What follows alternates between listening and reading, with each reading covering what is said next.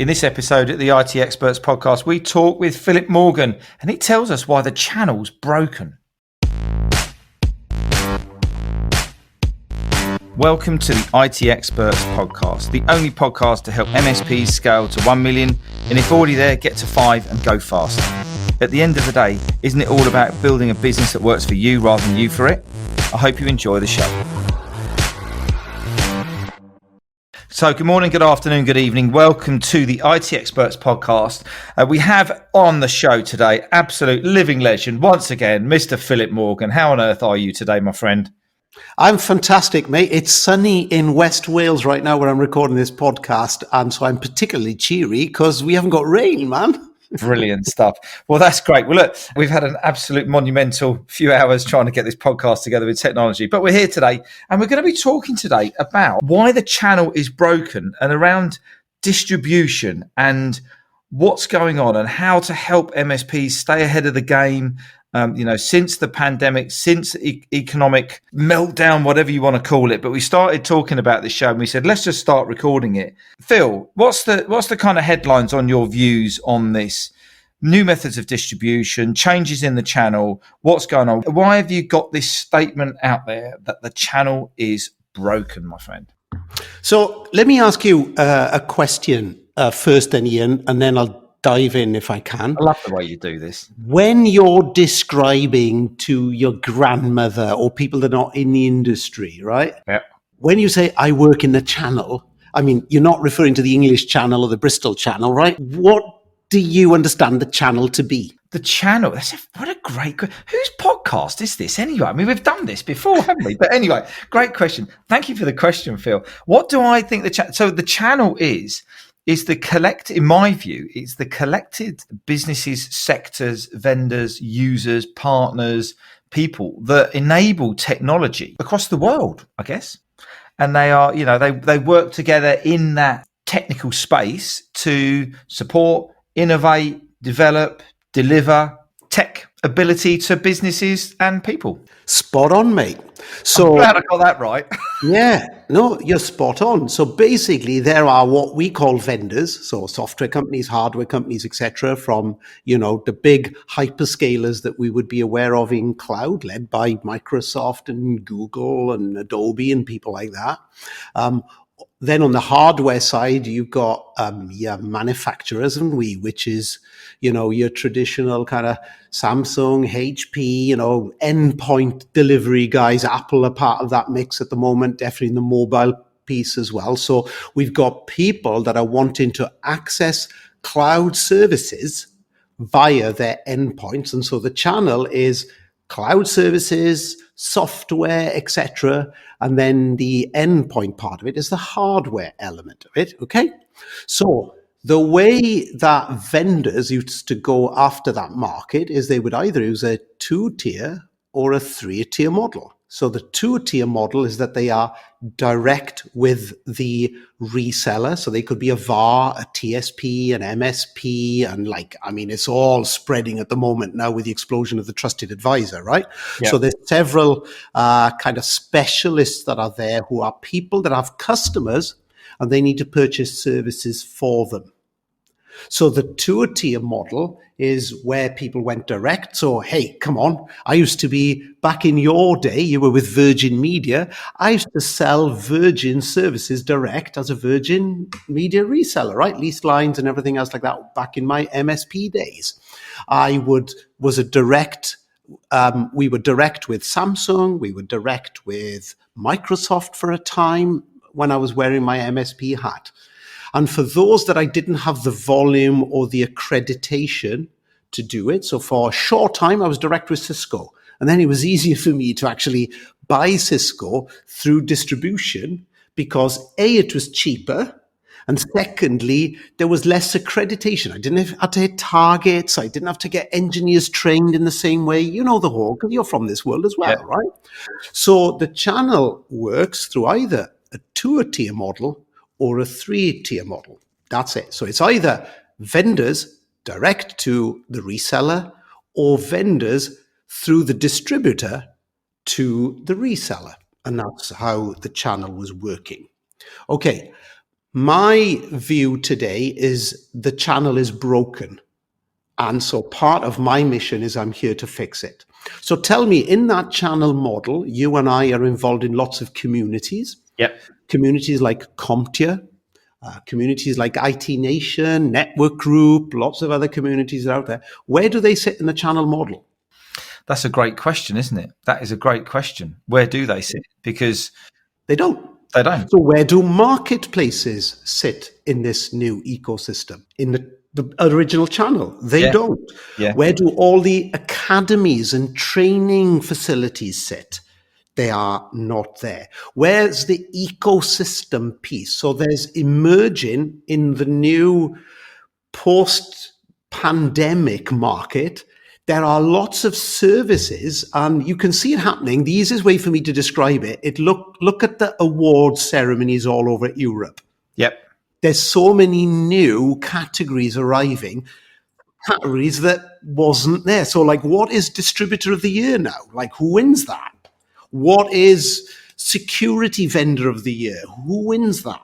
Does that go to a hardware company, or does that go to a software company? Or more importantly, does it go to an academy that's training people in security? So that's where I am coming from with my messaging for 2023, noting that we've just flipped the switch on AI in a big way. And I'm not going to go down that wormhole right now.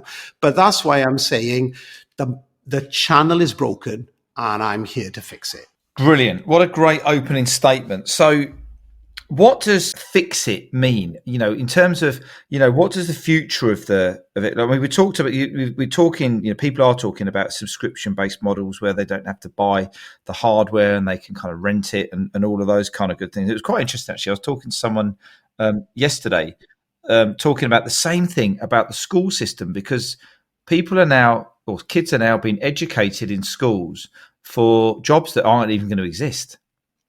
And they've if you want to go and, I mean, I'm not sure many people do, but if you go through school and go, I'm going to be a bank manager, forget it.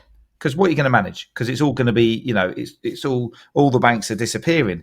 And I guess this is the same thing here, is where you've got the channel, which has been the hardware, the software, the vendors and all of those types of things. And it's now working around a different way. When you look at some of the groups that we're part of, the power in those groups, when someone says, hey, I've just tried this new system, and you see them all move their heads to their screens and go tap tap tap tap tap. What's that all about then? And the influence of the peer pressure and the influence of the way that other businesses operate and what they can get out of it. There's a lot more trial based now, isn't there, than there ever has been. So, in your view, what does fix it mean? What do you think it should look like, or what's kind of missing? I know we just talked about the communities and the groups and things, but what do you think's missing? Okay, so the first thing is the moving to XaaS, right? Everything as a service. So that's the first thing that happens. And when we think of everything as a service, more and more products or services are becoming a subscription. So that's the first thing, okay? So if anyone out there, including MSPs, right? The more you can turn things into a subscription, because everybody's in a hurry, everybody's in a rush, nobody's got time to manage things in the traditional kind of procurement system. So everybody now just wants a subscription. So I'll be honest with you, right? I'm a guy, I can't grow one of these fantastic beards like Matt Lee and other people that I know that, work in the channel. So because I can't, use a razor, okay? Well, I don't want to go shopping, or I don't even want to, write a list on a fridge for my wife Ruth to go get me razors or whatever it is, right? So what do? Well, for the last 6 years, I think, I'm a Harry's Razor subscriber, and the razors just arrive and they upgrade it and they look after me. So the reason, ladies and gentlemen, I always look so good and so clean shaven is thanks to Harry's razors. Other razors are available. That's right. Also other brands, I hasten to add. But that's moving everything to a service. Now, XaaS, or everything as a service, is normally, people think we're talking about cloud there. We're not. That's taking something like hardware, right? You already do it with maybe beer and wine. You maybe do it with lots of other things that's in your life that you subscribe to it as a service. So that's, first of all, the major trend is the channel needs to respond to people wanting to subscribe to a service. So they want to pay for things and consume things monthly so they can scale up or scale down their workforce to suit. And then the other thing that they want to do is they do want the care and the certainty of a contract. So, for example, for your listeners that are largely MSPs today, if they're not doing annual or biannual contracts, but with a monthly subscription, so they can tune up and tune down all the subscriptions, that they are missing a trick. So that's the way I know that SMBs want to consume from MSPs and VARs. The challenge is that every MSP will tell you that the vendor is not providing a way, either from distribution, so going back to the traditional 3-tier model that we talked about at the head of this podcast. What's happening is distributors and vendors are not providing the flexibility for MSPs to supply to their audience in that way across infrastructure, productivity tools, cloud subscriptions, everything that they're buying. Very few vendors out there have got very good MSP models that are built with the MSP in mind and built for the MSP in mind. Things like multi-tenancy, subscription, throttle up, throttle down, payment in arrears, so people can switch something on, and if they like it, use it at the end. So that's what's needed from the market to respond to the demand that's here at this moment in time. So in terms of, the change in the way that people are buying, does this mean then that people need to then set their processes up differently and the operations of the business differently to accommodate, not having that kind of freehold purchase on the software or free, or on the hardware? So we're talking about the change in the way that people are buying, but how does this have an effect on the operations and the processes that people are currently operating? We know that MSPs are highly process-driven businesses, and many of the vendors that they're using are around streamlining their processes and streamlining their systems. And every time another PSA comes out, then it does things in slightly different ways. Are people going to need to start to look at, organising their processes differently or how their operations work? I don't know if they're going to need to organize them differently in terms of the core architecture of the way the industry is working at the moment, but definitely more and more service providers, so hardware, software, cloud, any service that's working into it, the ecosystem that they're providing by default needs to include really good API solutions for people to plug into it, right? So at the moment, and speaking from a Pax8 perspective, in kind of my role here at Pax8, driving revenue across EMEA, the reason Pax8 exists is the fact that MSPs were coming to us with challenges that they had with existing distribution models, with the supply of cloud services, and the fact that they were having to manage the workload for, the typical scenario, which is, here's a new starting next week. His name is Fred Bloggs, and Fred Bloggs needs a laptop. He also needs a Windows Premium license, and then he needs all the security stack of about 8 applications to go around that. For an MSP, that's a huge lift, and most vendors and most distributors haven't got a clue how an MSP works to make all of that happen with the opening of a ticket. So what happened at Pax8 is we created 2 things to make their business go like a rocket ship and put more time back in their diary. We first of all created integrations with Microsoft's ecosystem in the way that you can provision, buy, and manage that premium or whatever license.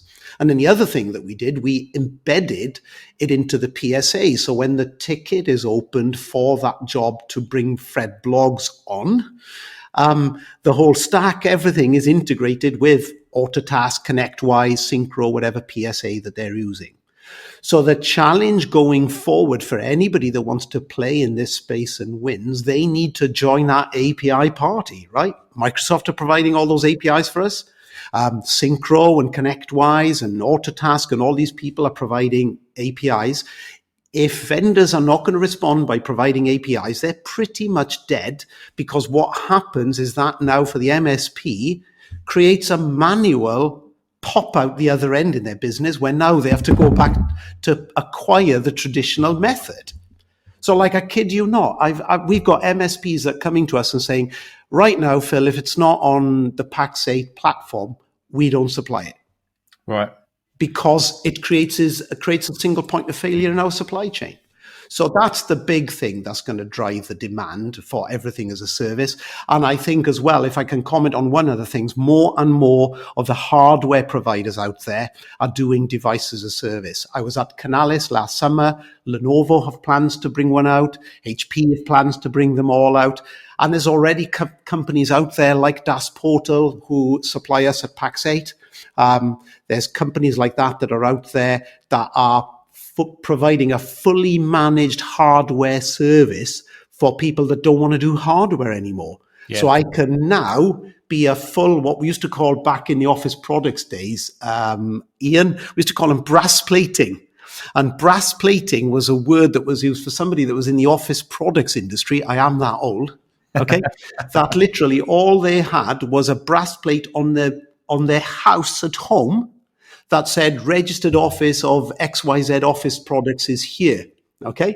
But they were using the whole distribution network of Spices and John Heath and all of these office products to supply everything for them, and the ecosystem just worked. So we're getting to a place right now that people can start a really great business either as an MSP or an MSSP tomorrow, and they literally could do it from their own home if they chose. No warehouse, everything virtual. They could do it all that way because of the way hardware is coming. I wouldn't have to handle RMAs. I wouldn't have to handle dead on arrivals. I wouldn't have to do anything on that because I'm consuming cloud products and supplying the devices pushed out to somebody else. Brilliant. So with all this wonderful API party, as we've now termed it, the API after party, account management, you still need to have this connection, don't you? We hear all the time, I love the product, but my God, my account manager, all he wants to do is sell to me all the time. And it drives me absolutely nuts. I love the product, but my account manager is nowhere to be seen. Oh, I've got a really good account manager. How do vendors and suppliers have to, because I come from a non-technical background and I kind of see what's going on here. And I think it's great because it's the evolution of the channel and how we can kind of go faster and serve more people. But if we start to lose a connection with people and with the person who's responsible at that supplier or that software supplier, for example, how do they need to respond to this in terms of account management? Because as you've probably heard, there's absolute vast differences between different people because people hate being sold to, but they love to get the value, don't they? Yeah, they do. And I also think, Ian, the reality of the market at this moment in time is people are buying the service more than they're buying things on price and relationship. Okay, so let's go back to our lovely razor supplier. I've never met someone from the company ever. The CEO's never phoned me and said, "Oh, Phil, I value your business so much." Why? Well, fundamentally, they provided a brilliant subscription service that's never let me down. Even to the extent that they send me a little text message that says, "Hey, just checking your home because we are shipping your supply to you next week." And I go, "Oh gosh, I'm away in Denver next week. I'll just bump that 1 week." And I can do it all off the app, right? It's just really good efficiency operationally in the business. But then if you do add the people element on top of that, I mean, imagine a world as an MSP, Ian, where you can just crack on with running your business because everything's moving smoothly in the background operationally. that you can now focus on relationship building, both with the people that you're using in your business and the companies that are supplying. And that's what we do at Pax8, right?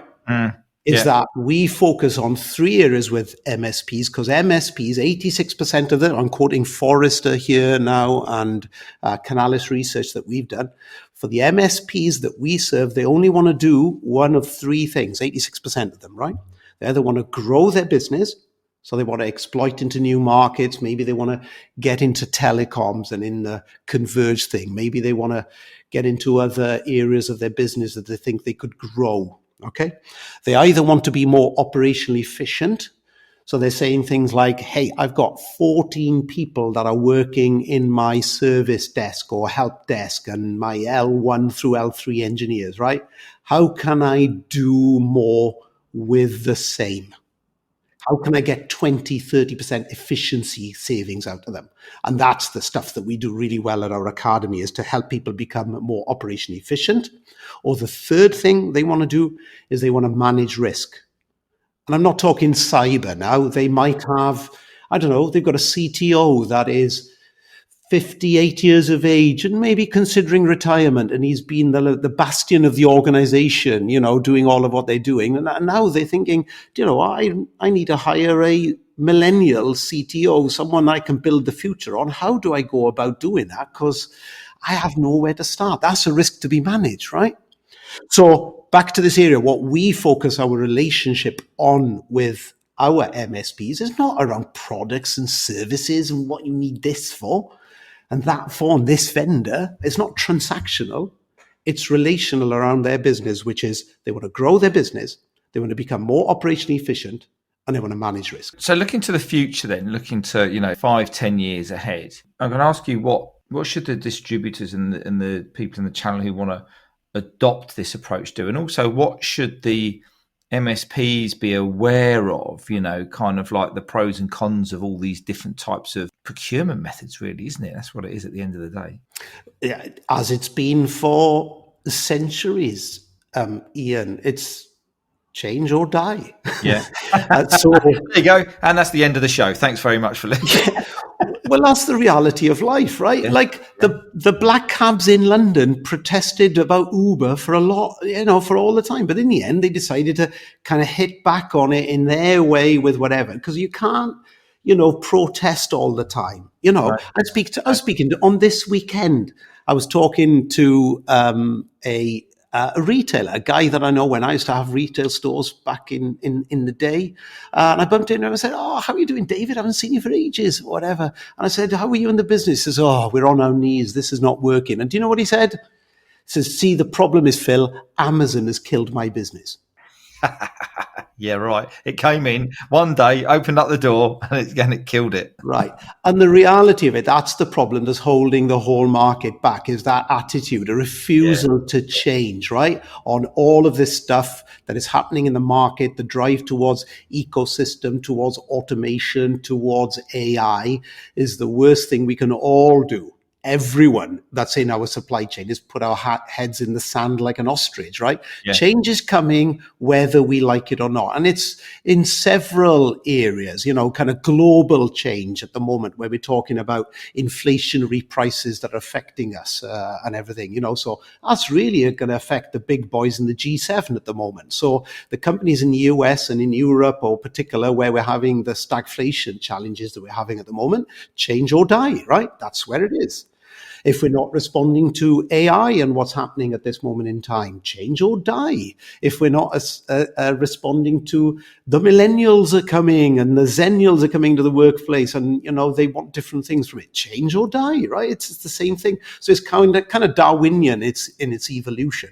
But that's basically what everyone needs to do. So if, listening to this podcast, you're a traditional hardware distributor that is not changing and not looking and listening to what MSPs want, ask them what they need. Ask them what they need and change or die. And I think that's one of the things you guys are great at Pax8, is listening to people. I've been to events where people have said, "Oh, I'm not very happy about this." And I said, "Well, go and talk to them. Have you spoken to them?" "Well, no, they won't." "Hang on," and you can't. And it's like where we're talking about the opportunities, the change or die. What's the opportunities? How do we do some opportunity thinking about this? How do we make this work? Yes, you're not going to be a bank manager, right? Because AI or the way that technology in banking is, but what are the other opportunities? What other roles are there? How can we become more creative with, the access of all this great information that people have got? And that's where people need to be more open to change and more receptive and understand how they can benefit rather than be fearful, as you just said there about your friend. Oh, Amazon's killed my business. Well, no, it didn't. You didn't adapt. And look at the post office now. You look at the way that distribution, and we could literally have 6 or 7 deliveries a day from different people who are probably charging, because the post office hasn't adapted and it hasn't moved forwards and all of those sorts of things. So it's around having that. I think you just touched on a key point there about, having that open communication channel with your distributors and with your suppliers, and talk to them. If you're not talking to, we're not building. One of our clients said to us once, I said, what's the easiest way, or what's the most important thing for you in getting your business over 7 figures? And he said, vendor relationships. Absolutely, vendor relationships, because they're going to help you, because they obviously want you to, sell more of their stuff. But if you sell more of their stuff, then they're going to be, more open to supporting and listening to your views. And it's so important that whole relationship thing. So don't, while we've talked a lot about technology and how it's moving and AI and plugins and all this automation, there is still that thing, that connection. You've got to have that connection with your vendors, your connection with the people that you're working with, and the connection with the people that work with you, as well in your business as well. Because you see a lot of people, I haven't spoken to them for a couple of days. I'm sure they're all right. Well, they won't be there one day if you carry on people like that. There's even more drive, I think, now that we need to build on relationship building and not let that, become an AI thing. Absolutely. And I think for any trusted advisor, right, and particularly your audience here in terms of MSP, they need to get closer to the customer, and never has the quarterly business review and the strategic annual review, never has that been more important. So look, listeners, if I can address you directly right now, think right now for the 150, 200 or whatever customers that you're looking after right now. I know you're thinking in your business, let's go and kind of grow it. And the challenge is often getting more customers in. But let's not lose any eggs from our existing baskets right now. Let's protect our customers. And, Ian and Stuart coach people on this, but is like, keep the business you've got, retention before acquisition. And when is the last time you had a QBR with them?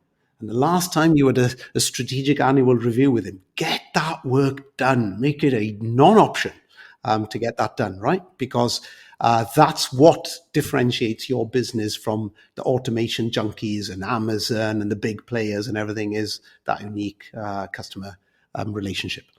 Do you know, I could give you a big hug right now, because the podcast that's going to follow this one is a mini series on account management. It's on exactly that subject, because it's so important. Yeah, don't go looking for worry about sales and marketing, new leads. Many of our clients who join us don't even bother with, or we don't even get round to sales and marketing for at least 9 months, because they've got so much opportunity kind of within their existing client base. Because we're just going farming all the time. You're just going out there, and you don't look back in the rear view mirror.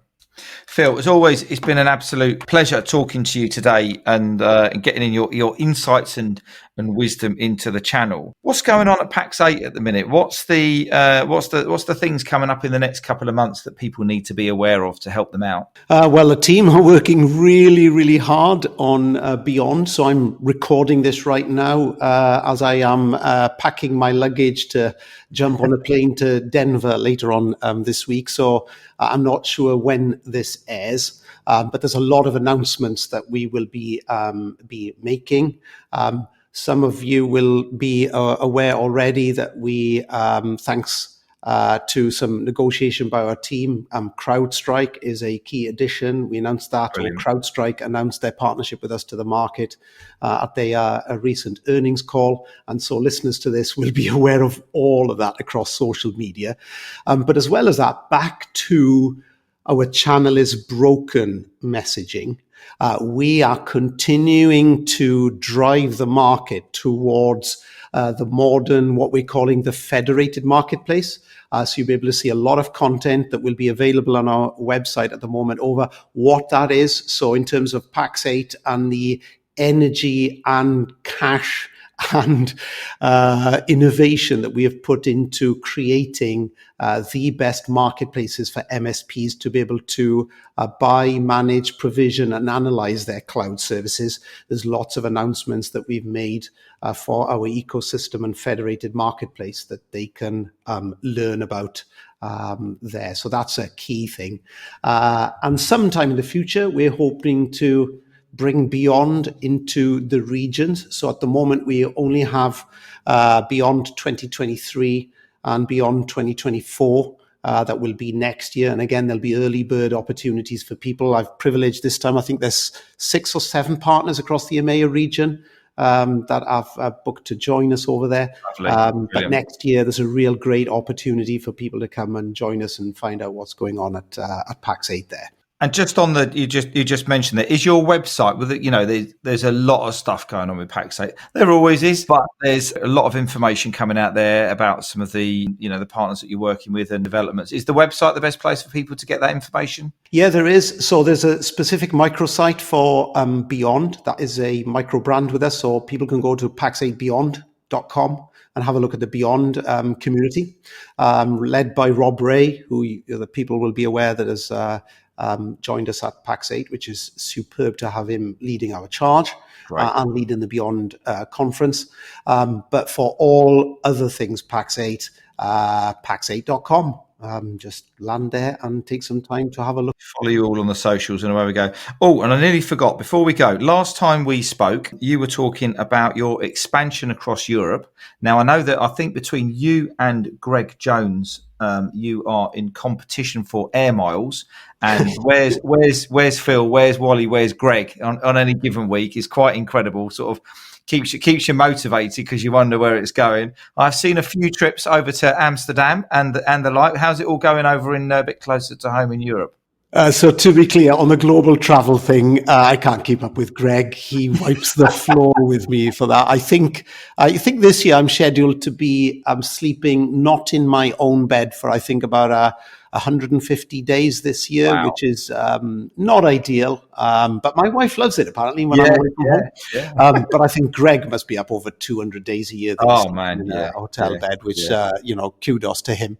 But yeah, global expansion is growing well. Obviously, you're aware, and the market is aware of all the acquisitions that we've done.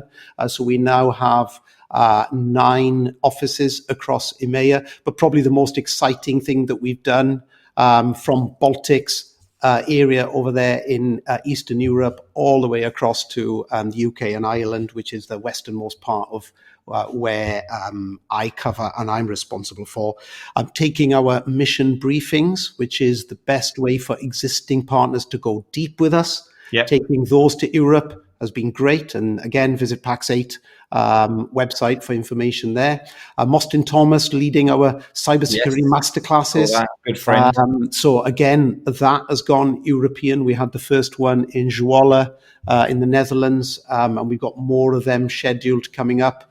And then we are rolling out Pax8 Academy as well. So Pax8 Academy is kind of, some people will be aware of C-level operations. So it's like IT Nation, Evolve, or other kind of schemes, but very much linked around the Pax8 ecosystem in the way that we work that. So there's a community that's involved and driving that. So Michael Escalera has just come and joined us to drive that. So really exciting stuff happening. Yeah, loads of stuff. Loads of stuff going on. Well done. And if you've been listening to this show and you want to learn a little bit more, Phil and I had rather interesting couple of episodes of the podcast. 94, which is where Phil shared with us his life-changing event, which was just absolutely incredible. A lovely story there. Go and listen to that one, episode 94. And then what happened at the end of that show, if any of you remembered, Phil turns around and goes, I want to interview you in because you've got quite an interesting backstory as well. So it took a couple more. So in 97, we then did one called Being Open, Honest and Real, and that was absolutely well, it wasn't hilarious, but it was a great couple of episodes. So go back and listen to those again, and they're a really good listen. They're good fun, great fun, good friend. We got some great relationships going on here with the guys in the channel, and thank you ever so much for your time and effort putting the show together this afternoon. Good luck at Beyond, safe travels, and I look forward to catching up with you soon. You take care now. So I hope you enjoyed the show. If you did, I'd love it if you could leave a rating and review on your favourite podcast platform. If you want to learn more about how to take your MSP to 1 million, or if you're already there, go faster, then come and join Stuart Warwick and myself in the Scale with Confidence Facebook group. The link is in the show notes. You go and enjoy the rest of your day, and I look forward to connecting with you soon.